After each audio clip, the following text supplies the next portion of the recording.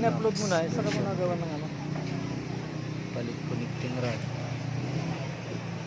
Palit block. Palit side bearing. Buhay na nila. Sa mga gustong magpagawa dyan, align telescopic, mga bingkong, kabangga, Hindi, may talaga. May kulay itim na ganyan na nandyan.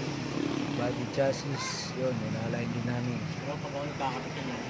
Dito lang yan sa harapan ng South Morningview Gate 3. Ayan na, ikakabit nila. Ayan. Update ko na kayo sa susunod na video.